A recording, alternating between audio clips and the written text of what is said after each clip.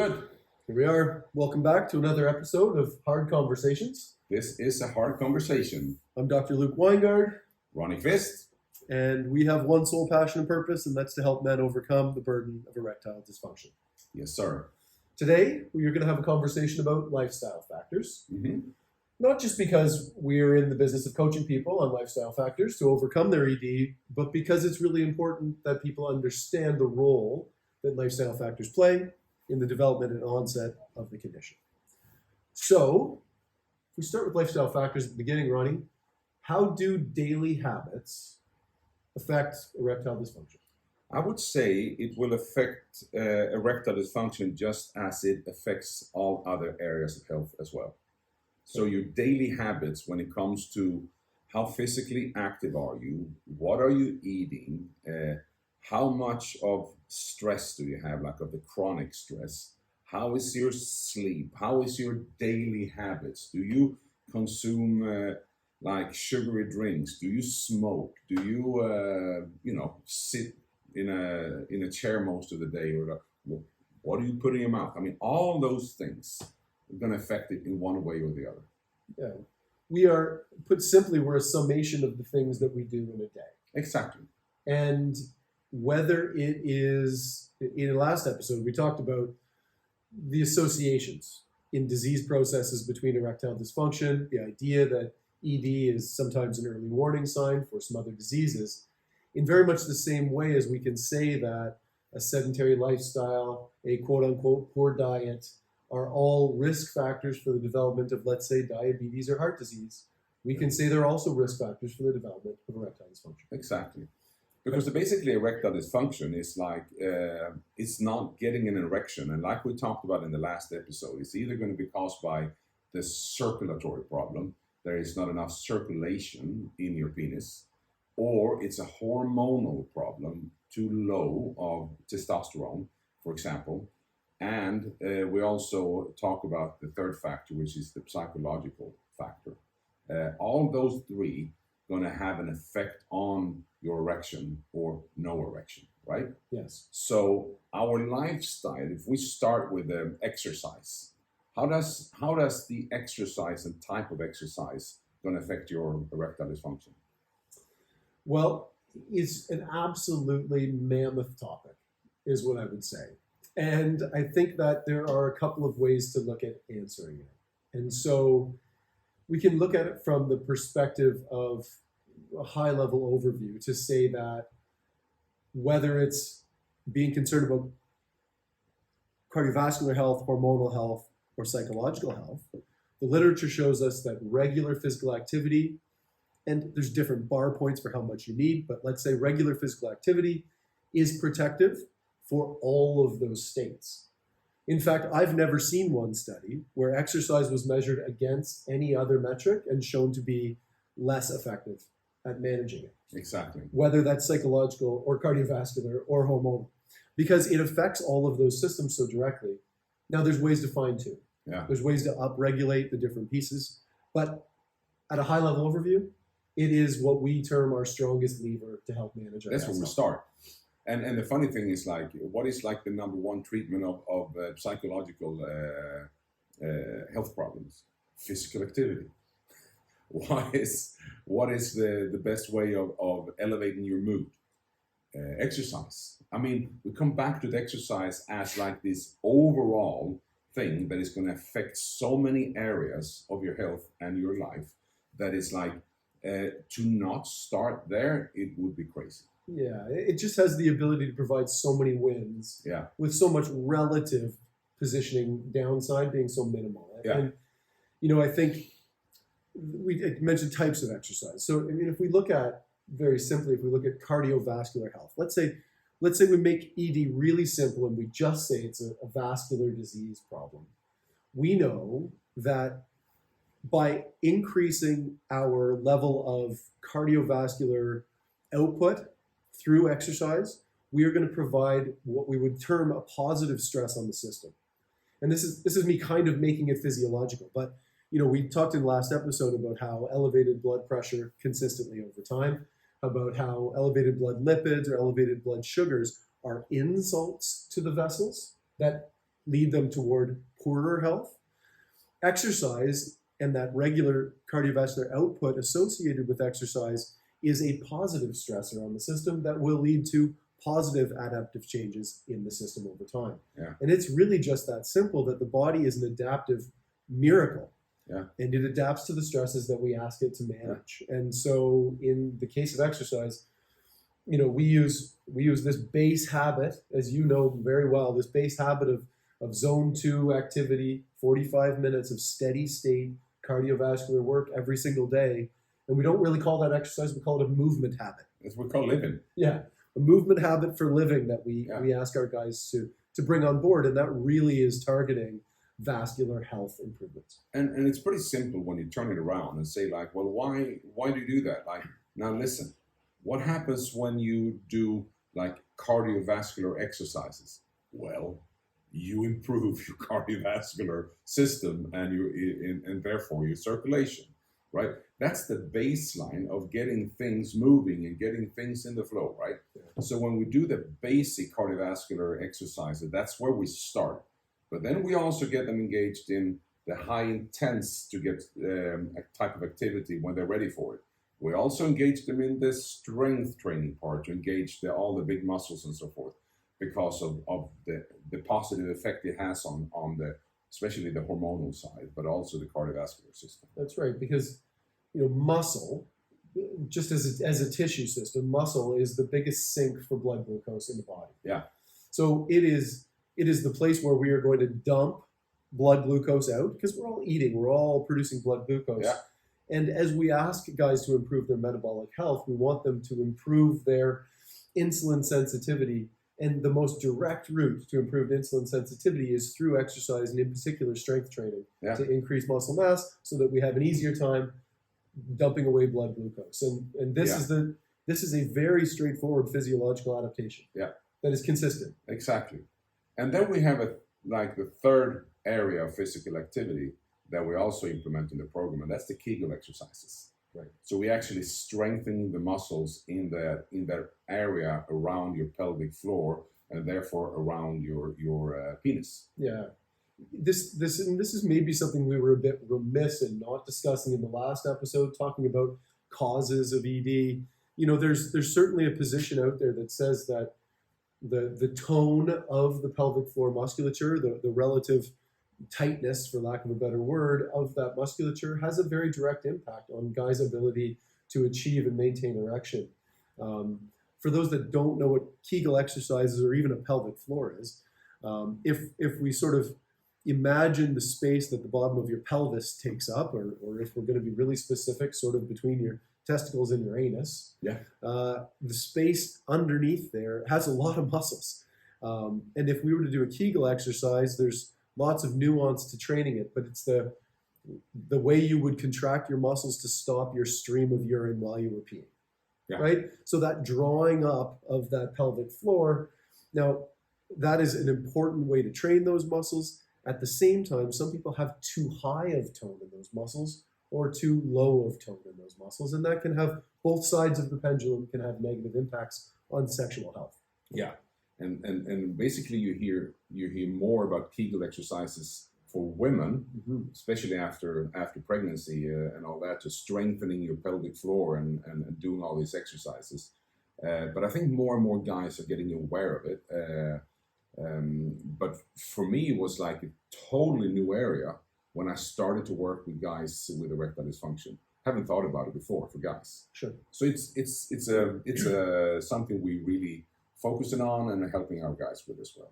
Sidebar, there's a little bit of evidence about sexual performance benefits associated with stronger pelvic floor in terms of lasting longer. So all upside there. All upside. Just saying. It's always upsides in a hard conversation. That's it. Always looking for it. Good. Let's go over to the diet. Let's go over to the diet and nutrition. What do we got to say about that? What do we have to say about that? I think nutrition is a quagmire, is what I would say about that. It's probably the sloppiest area when it comes to public perception, popular media. I think you can find, even in the scientific literature, you can find positions supported for all of the ends of the spectrum being beneficial. And I guess this goes back, in my opinion, to the fact that the body is a wonderful adaptation machine. There are some truths. The standard North American diet, not helpful. Not helpful for almost every health outcome we've ever looked to try and measure it against.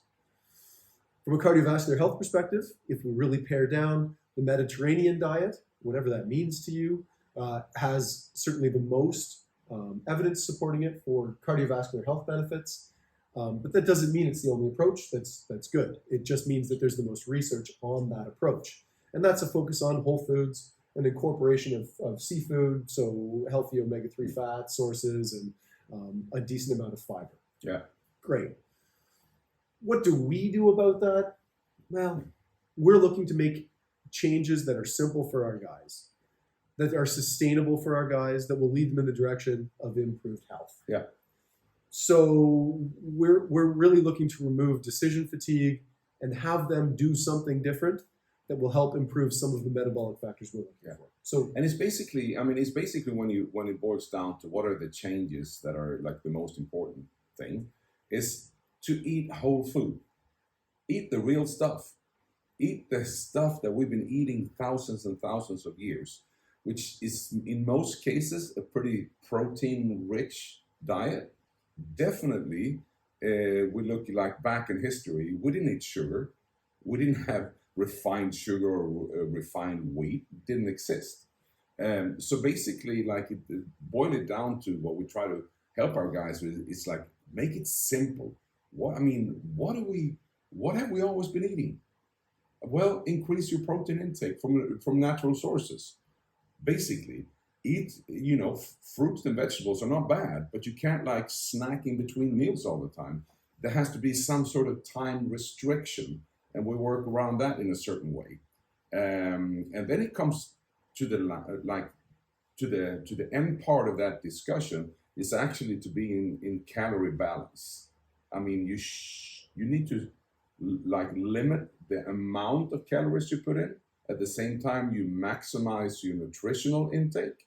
So nutritionally dense food and protein-rich food. And if you follow those guidelines, you're going to be full. You're not going to be hungry. You're going to eat stuff that is good for you, and you're going to actually slowly but surely, and maybe fast sometimes, lose excessive fat. Right. Very simple. And to working with guys, we need to make it simple, not a bunch of hard decisions. That's right. Keep it simple. That's a good summary, though. So our process involves time-restricted feeding of some sort, a fairly aggressive protein target for most of our guys, achieved from whole foods. We finish with a fiber target for a lot of our guys as well, which again really just forces the whole food conversation, and that notion of calorie balance. Yeah. And obviously we've got a way that we put that in place to try and make it achievable and sort of sustainable for guys, but that really is it. And it's simple principles. Exactly. Right? Not overly complex. There is even worse. I think it's even worse than discussing exercise. I think when it comes to nutrition, it seems like everybody has an answer to what's right and wrong. And I understand the general public in this, because if you look at this like science, I can prove to you why you should go vegan, and I can prove to you why you should go carnivore. Yeah. So the opposite sides are both scientifically well backed up. Yeah. So if you are not like a well-trained person in the area, it's hard to understand who can I trust. Yeah. Who can I trust of all this stuff? And I think if we overly simplify it and just say sustainability, consistency over time will get results. We've had guys who are vegan who've gone through our program and done well. Mm-hmm. But guys do the carnivore diet and go through our program and get the outcome they were looking for. It doesn't really, really matter. You need to have some form of restriction that is sustainable or consistent for you to be able to manage. We can work around the rest in reality. Exactly. But our principles, as outlined, is what we promote. Yeah, and that's the same thing. I mean, both you and me have been working in many areas in the health industry, and I have for many, many years have been helping people getting rid of excess body fat, get in shape, right? And there is so many diets that will work for you for a short period of time, right? There's not many ways that will keep it so that you can maintain your goal weight after you have reached it and actually have that sustainability for the rest of your life. Yeah. Then it has to come back to basic factors that will you actually, are you going to enjoy living like this for the rest of your life? Yeah. Or not? And if the answer is not, then it's not going to be sustainable. Yeah. It's pretty simple. You're going to eat venison liver for the rest of your life. Raw venison liver. Exactly. For the rest of your life. Maybe not. I don't know. Exactly. But maybe. Exactly. Yeah, so much and more about nutrition. We really do aim to simplify, but it is our lever number 2. I've mentioned levers a couple of times. We talked about it in the very, very first episode, but this idea of, we are coaching men to better health with the goal of achieving results for their erectile dysfunction being resolved. We use 5 levers to do that. We've talked about exercise as being lever number 1, nutrition as being lever number 2. And really, this is the framework for walking through this episode today. Sleep is lever number 3, psychology and mindset, lever number 4, and supplementation is lever number 5. With those 5 levers, we are able to move all the systems involved and be able to achieve the results our guys are looking for. And so in this discussion today, we move on to lever number 3, and let's talk a little bit about sleep. Mm-hmm. Good. So the sleep part is, I would say, in general, in the modern society, is a lot of people are have sleep deprivation.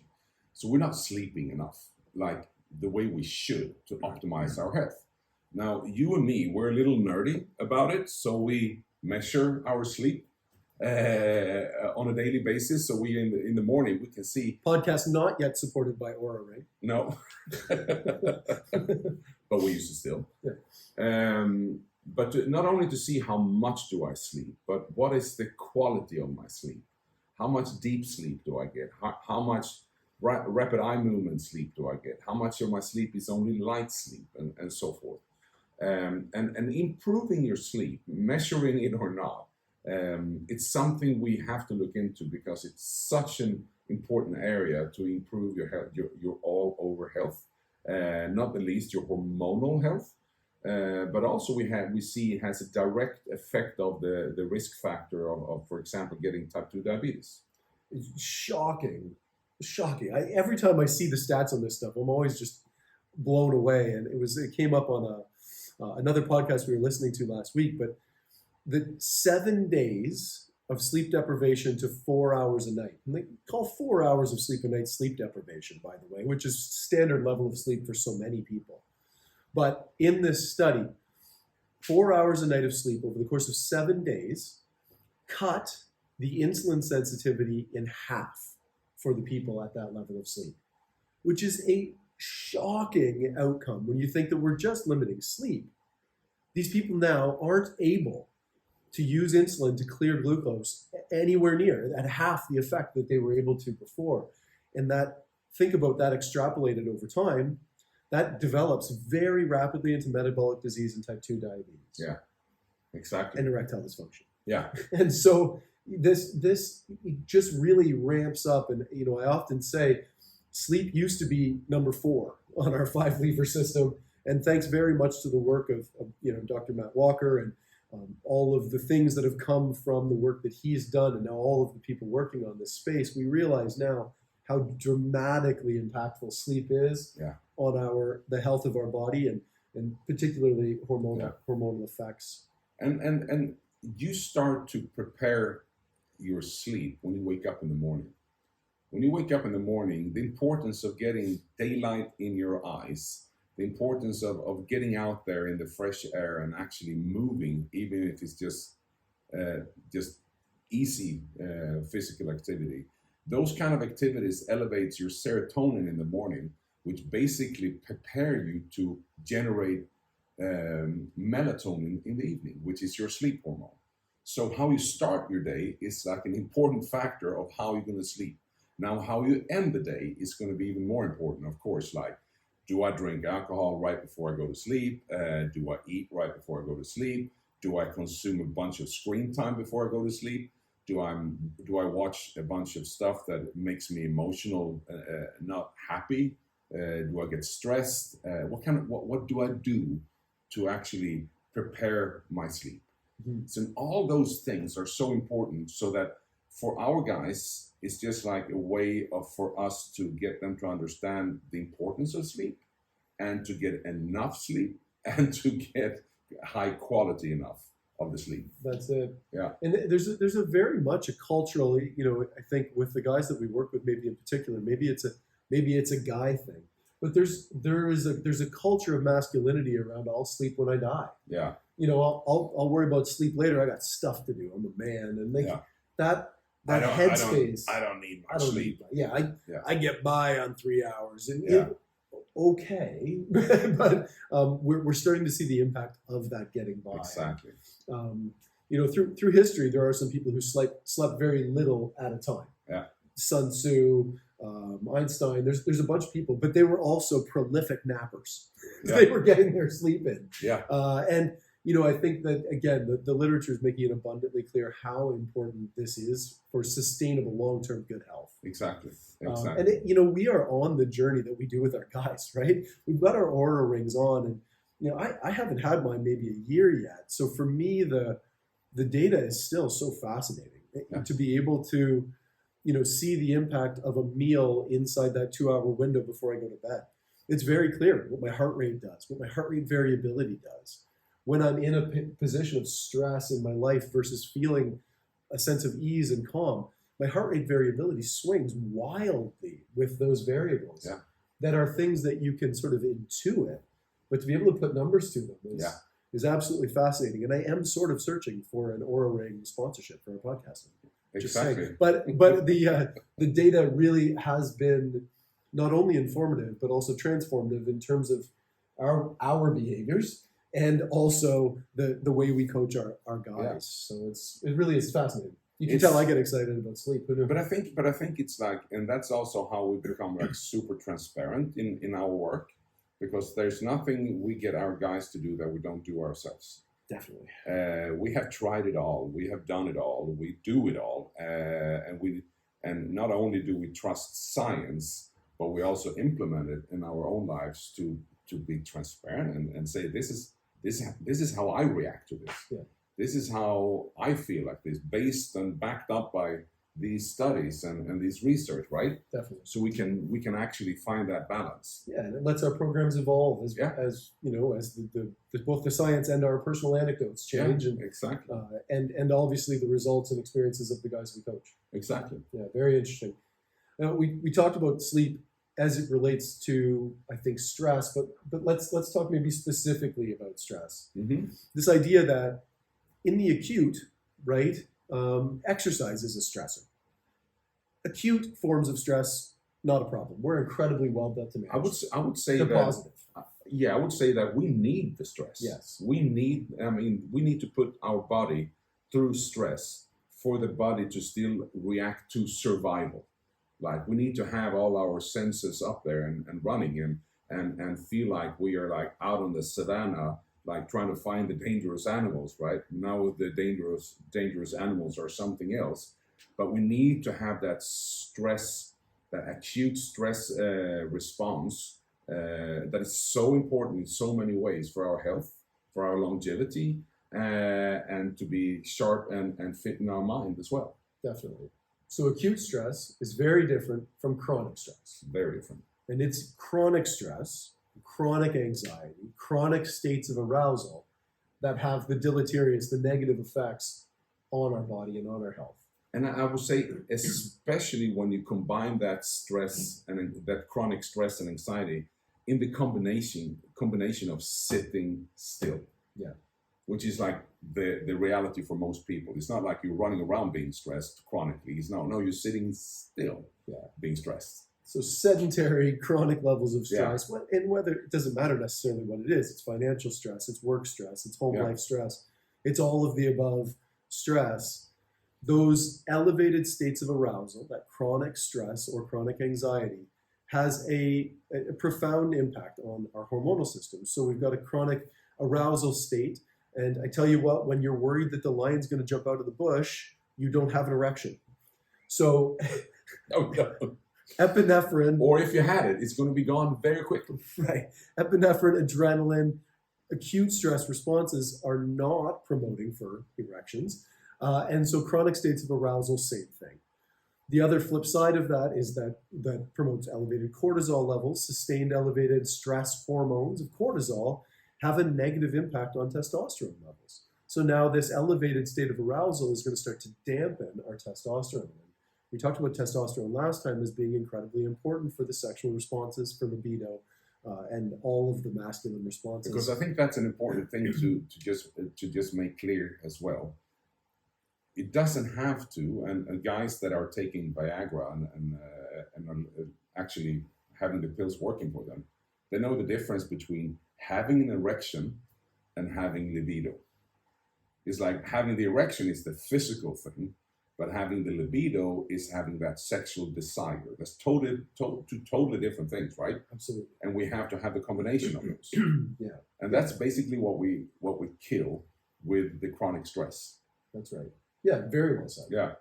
And so that management, understanding of and management of this chronic state of arousal, and there are so many other negative effects to that chronic arousal, that elevated blood pressure, all of the hormonal impacts, they peter out into a number of other negative states. And so one of the things that we're focused on is helping guys manage that. Yeah. And so what are some of the approaches that we take with that? When it comes to stress, we have exercises like breathing exercises. We have mindset or mindfulness exercises. We have visualization exercises, and all these kind of mental work that alter your state in your mind. Because it's always the state in your mind that is going to be how you feel and how you act and how you are. So if you can alter your state in your mind, that's how you're going to alter your level of stress as well. Yeah. And then, of course, we know that physical activity is like the best way of dealing with chronic stress. But it's important to say in that perspective that it's the correct type of exercises. A person that is super stressed, that is like super like high achiever and is like having high speed all day long, that's not the guy I'm going to put in a spinning class on a high intensity workout on the end of the day. Yeah. He's going to most preferably have a yoga workout or something that calms him down and alter his mind and therefore his mindset.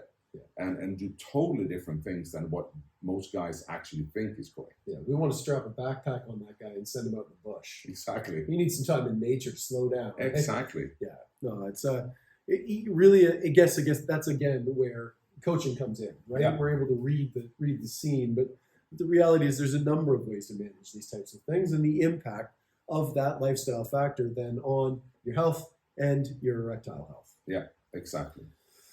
Where does that leave us? Well, we only have the fifth lever of health left, but I think we should have a separate episode for our supplements. Okay. Supplement discussion. I think it's a separate topic. We discussed all four of the other levers of health, which should clarify for you guys what we do health-wise with our guys. Yeah, and the importance of these lifestyle factors on not only the development of erectile dysfunction, but the development of a vast number of other health, physical and psychological health conditions. Exactly. That's it. That's what we do. Okay. This conversation was not that hard. Wasn't that hard for me? No. Hopefully it wasn't too hard for you guys. But it will make it hard. That's it. That's the goal. Yeah. Cool. Back at you next time. See you in the next episode.